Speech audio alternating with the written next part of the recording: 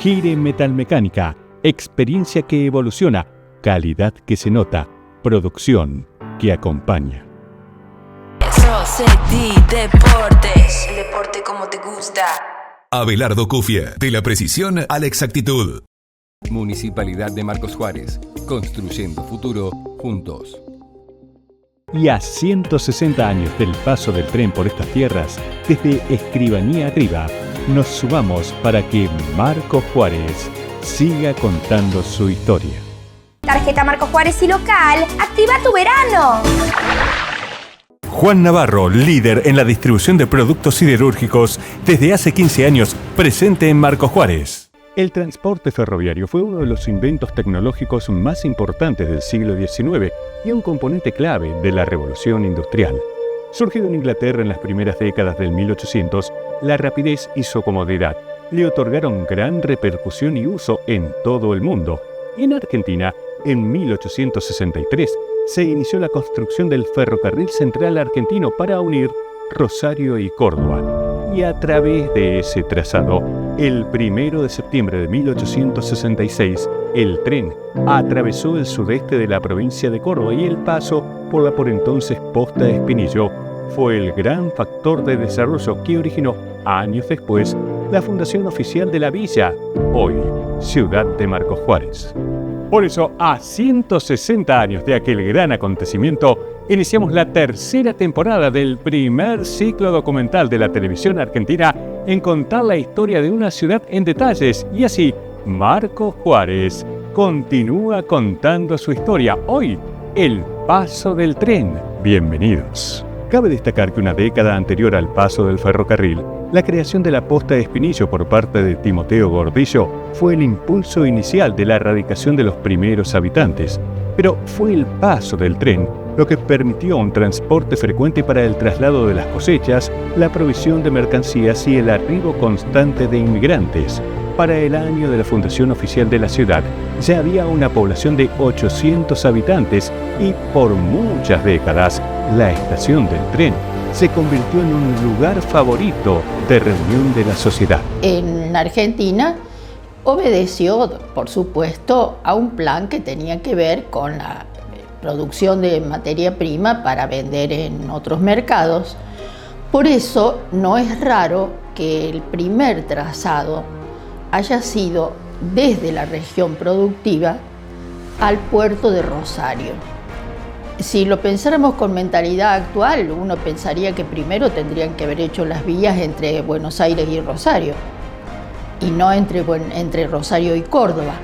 Pero el transporte de mercaderías y de personas entre Rosario y Buenos Aires también se hacía por vía fluvial, que era un sistema más seguro de transporte, más rápido, más confiable que las carretas, las diligencias, las mensajerías que iban por tierra firme.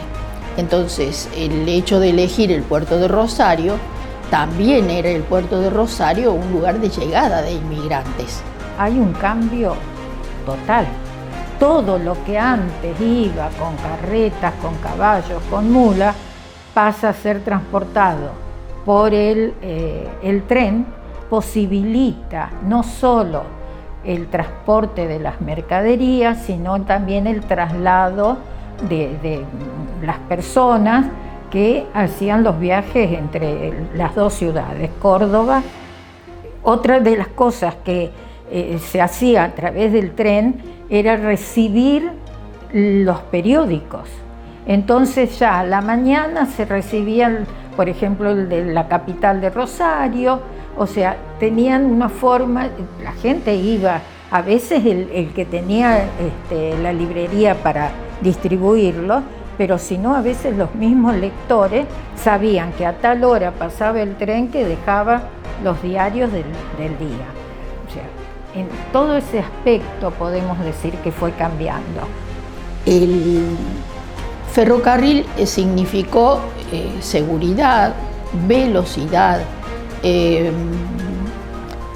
protección contra las inclemencias del tiempo. Los que hicieron todos los trazados tomaron muy en cuenta los niveles Vos viste que actualmente es más fácil que se inunden las rutas que el ferrocarril deje de pasar. Las frecuencias de los trenes fue aumentando. Al principio eran solamente 2 por día, que iban desde Rosario hasta Córdoba, y después fueron más. Los clásicos, cuando yo era muy chica, eran el Rayo de Sol y el Cinta de Plata. El correo se repartía 2 veces por día, porque llegaba con el tren de la mañana y con el tren de la tarde. Y se podía tener un mejor servicio que inclusive que en la actualidad, que si no fuera por la tecnología que nos permite comunicarnos instantáneamente, si tenemos que esperar que llegue algo de papel y en un sobre. A mediados de la década del 1870, el gobierno argentino promovió la llegada de inmigrantes y el país se convirtió en uno de los más elegidos en todo el mundo. Y para facilitar la llegada de los nuevos trabajadores a lugares donde había posibilidades en las producciones agrícolas e industriales, era necesario un buen sistema de transporte, y el ferrocarril fue el gran protagonista. Acá tenemos el ejemplo de varios comercios importantes que habían trazado un ramal adicional desde la estación de trenes hasta sus negocios.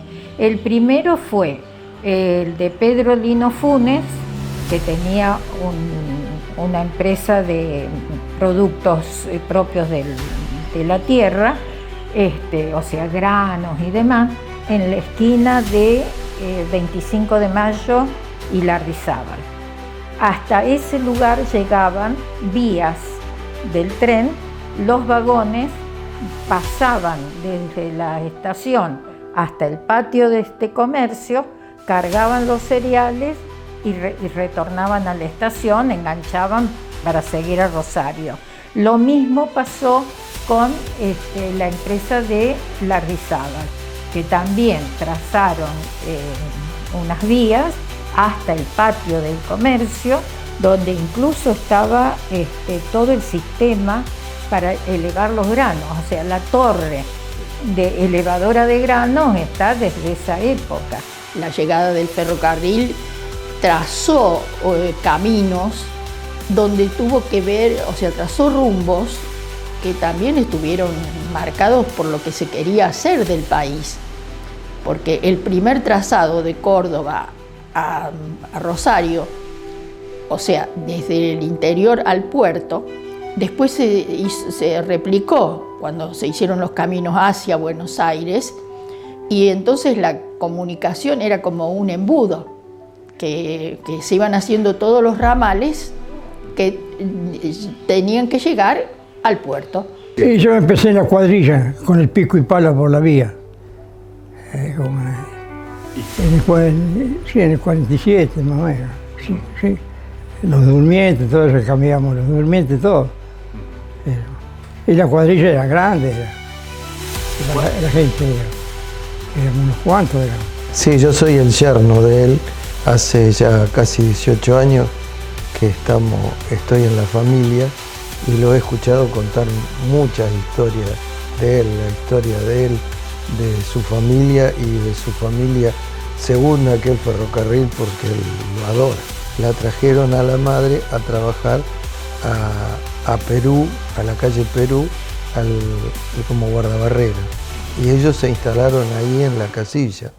En 1975, en Marcos Juárez, nacía Gire Agropartes, el gran proveedor de los fabricantes de maquinaria agrícola. Y hoy somos Gire Metalmecánica, calidad, mejora continua e innovación para proveer a la industria en general.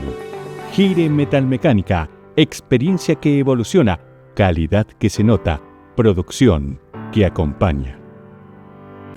Rossetti Deportes, todas las marcas que tu movimiento exige, la forma de vida que tu mente elige. Aquí sabemos lo que la pasión vale. Líder en más de 50 sucursales. Rossetti Deportes, el deporte como te gusta.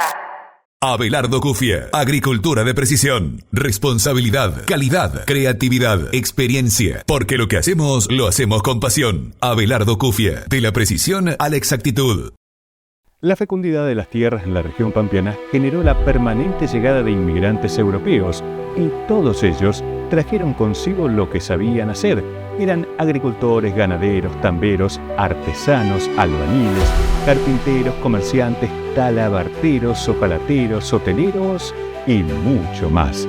Y nuestra región, aquella llanura inhóspita e incultivada, se transformó en una de las regiones más productivas del país.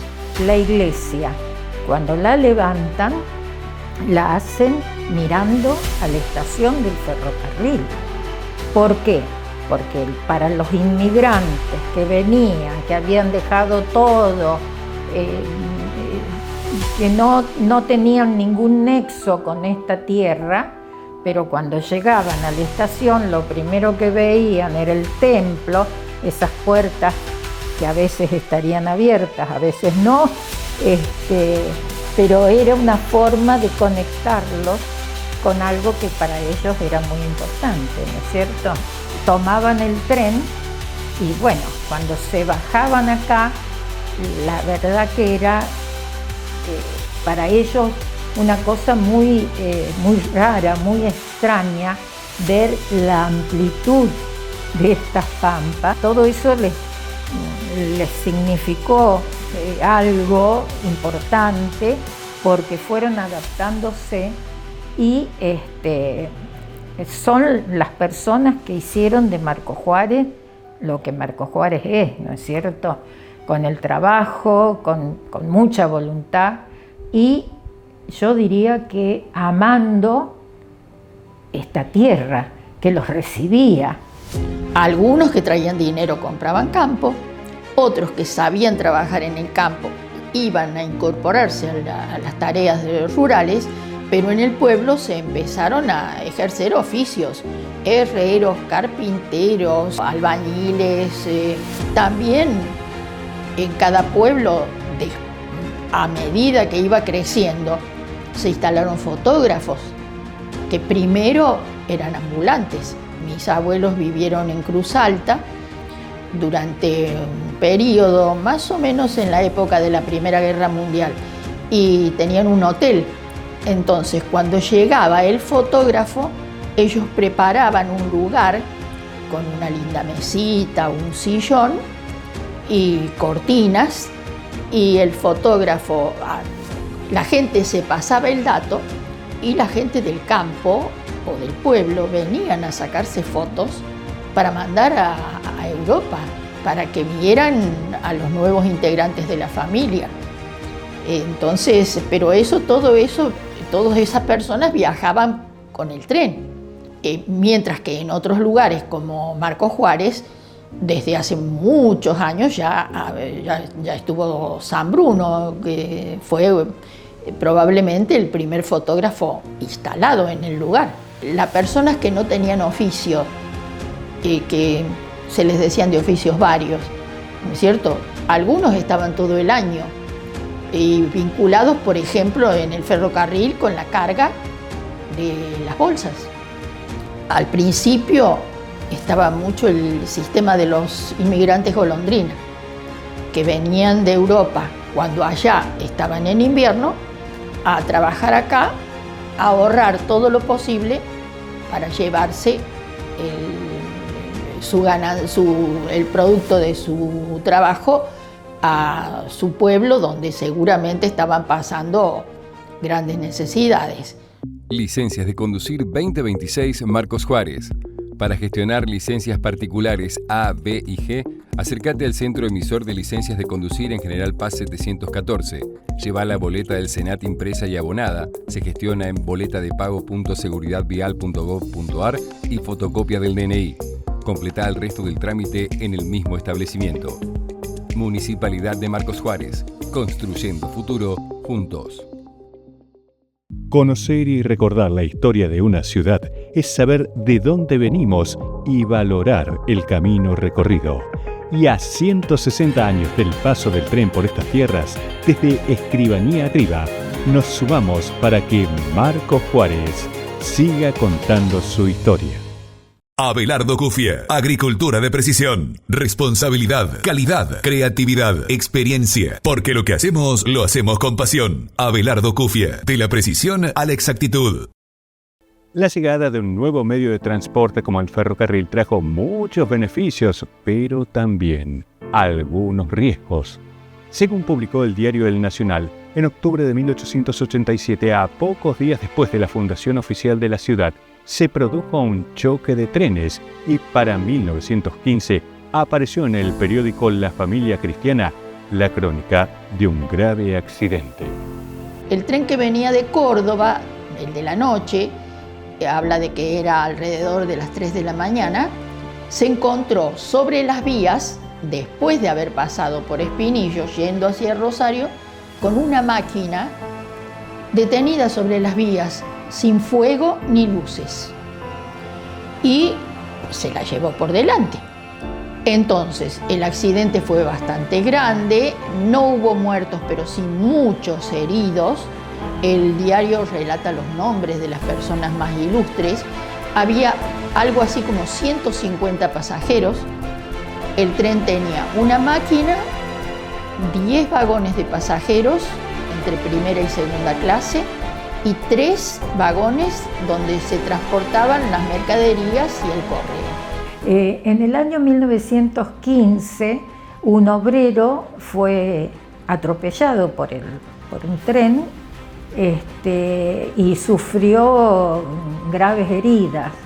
Lo trasladaron enseguida a la estación y llamaron al médico de ese momento, que era el doctor Cosme Riccio. Claro, las heridas eran muy graves, no había forma de salvar la situación más que amputando las 2 piernas de este operario. Y lo hizo con elementos improvisados, si se quiere, sobre la mesa que estaba en la sala de espera de la estación. Lo ayudaron los 2 farmacéuticos del momento, que eran Racone y Giampoli. Para la década del 1920, la Villa Marcos Juárez ya tenía más de 6.000 habitantes. La línea férrea la dividía en 2 y, al igual que en la actualidad, numerosos vecinos residen al norte y al sur de las vías. Esto, ya en aquellos tiempos, motivó la preocupación de los pobladores para poder movilizarse de un lado al otro de las vías. El gran movimiento de trenes podía exponerlos a posibles accidentes. Esta realidad generó que en 1932 ya se realizaran gestiones ante la empresa del Ferrocarril Central Argentino para construir un puente que permitiera circular a los vecinos sin correr peligro de cruzar las vías.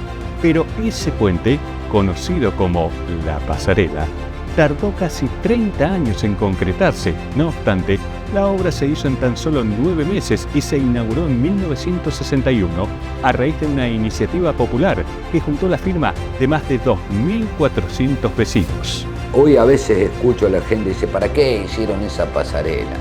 A veces le explico por qué era mucho tráfico de trenes. Se paraban a veces para que pase un tren, tenía que quedar muchos vagones en una vía y se hacían estaban las palancas grandes que abrían la vía para que tome otra, entonces un tren se dividía en 2 o en 3. O a veces tenía que dejar los vagones, tenía que marcharse la locomotora, 1 o 2 locomotoras había, entonces para pasar, para llevar los granos, y otro que venía vacío dejaba los vagones, que eran 14, 15, 20 vagones que cruzaban ahí. Y bueno, era un peligro también andar pasando por debajo de los vagones para pasar del lado norte al barrio sur. Un petitorio que habían hecho la gente del barrio sur, porque había problemas para cruzar acá por los trenes. Constantemente en ese tiempo había mucho tránsito ferroviario y había siempre trenes acá y cruzar se hacía difícil. Y los pasoniveles de la calle Perú y la calle Mansilla, por lo general también estaban ocupadas, porque siempre había algún tren que hacía maniobras y esas cosas. Entonces hicieron un petitorio y bueno, la municipalidad aceptó y vieron qué se podía hacer para que la gente pueda cruzar, ¿te das cuenta? Él era Manuel Izam, es el papá de Matilde Izam. Mi abuelo era el inspector general, tuvo que viajar varias veces a Buenos Aires, a la administración de los ferrocarriles, para el permiso de la construcción de una pasarela. Lo tengo todo acá escrito, ¿no? La pasarela tenía los molinetes. Mirá lo que me acuerdo. Tenía, en la bajada de la pasarela, tenía los molinetes porque para que no se suban los animales. Qué sé yo, debe haber poca gente que se acuerde que yo la construí. Pero, de todo modo, para mí ha sido una satisfacción grande, una alegría enorme. Y ahora que la veo, más razón. No me canso de mirarla porque está tan linda. Y la veo que se mantiene porque es una estructura,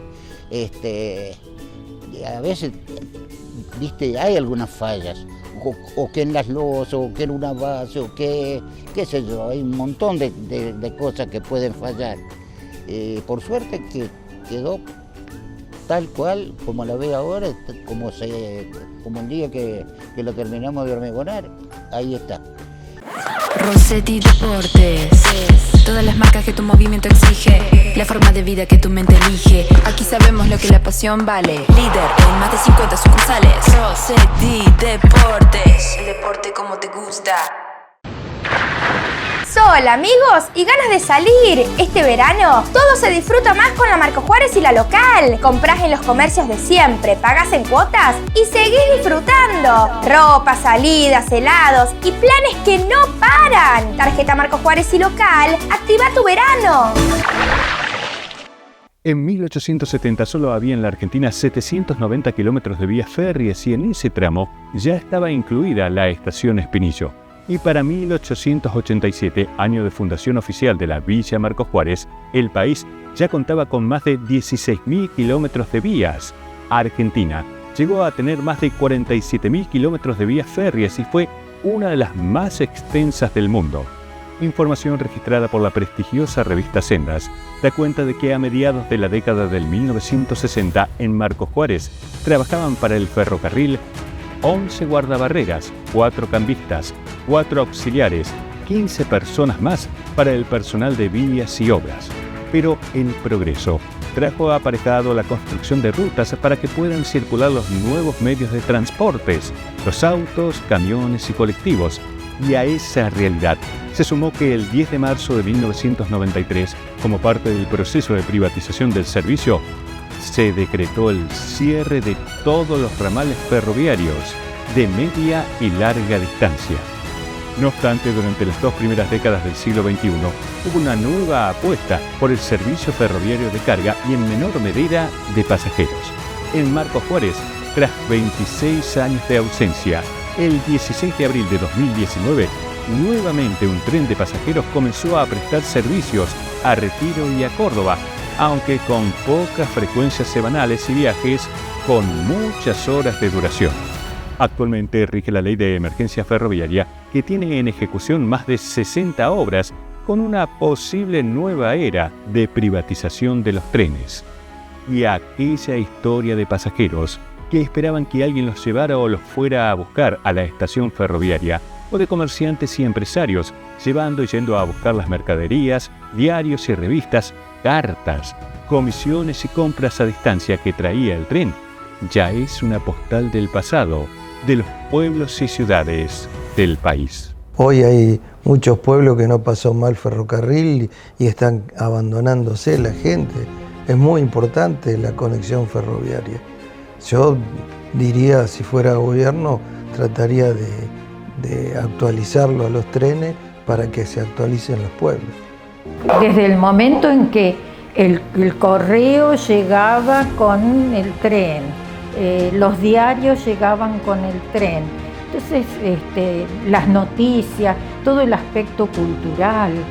Entonces, para el habitante de Marcos Juárez, que no tenía posibilidades de viajar, de ir a otras ciudades más grandes, era tener todo un conocimiento y aparte acceder a ciertos elementos como por ejemplo los medicamentos, o poder decir, bueno, no estoy bien o estoy enfermo, el médico de Marcos Juárez me manda a Rosario, me manda a Córdoba, ir con el tren, volver con el tren.